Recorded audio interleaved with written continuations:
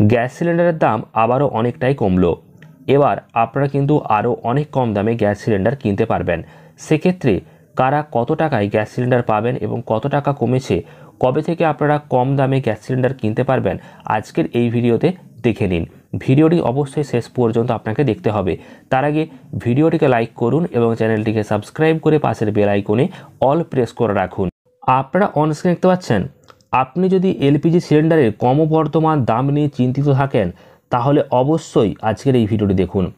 তাহলে বেশি চিন্তা করবেন না, কারণ সরকার এবার একটি বড় ঘোষণা করতে চলেছে। মনে করা হচ্ছে সরকার আবারও এলপিজি সিলিন্ডারের দাম কমাতে পারে।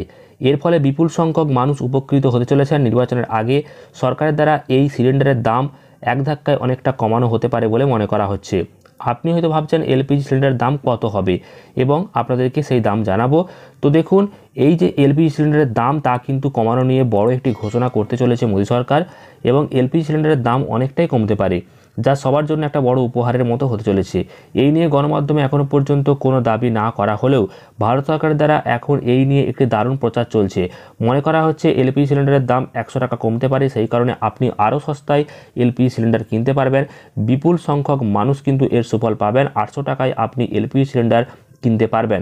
অর্থাৎ এটাই আপনার জন্য সবথেকে ভালো অফার হতে চলেছে। কোটি কোটি মানুষ এর সুবিধা পেতে চলেছেন।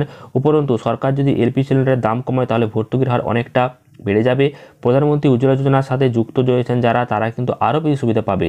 এমনিতেই 300 টাকা করে ভর্তুকি বর্তমানে ঢুকছে, সেটা কিন্তু বেড়ে গেলে আবার 400 টাকা হয়ে যাবে। অর্থাৎ এটা আম জনতার জন্য কিন্তু দারুণ একটি সুযোগ হতে চলেছে। অর্থাৎ 800 টাকায় কিন্তু আপনারা এলপিজি গ্যাস সিলিন্ডার কিনতে পারবেন, এমনটা কিন্তু সম্ভাবনা রয়েছে ভোটের আগে। তো অবশ্যই আপনাদের এই ভিডিওটি কেমন লেগেছে কমেন্ট করে জানাতে ভুলবেন না। ভিডিওটি ভালো লাগলে লাইক এবং শেয়ার করবেন এবং চ্যানেলটিকে সাবস্ক্রাইব করে রাখবেন। ধন্যবাদ।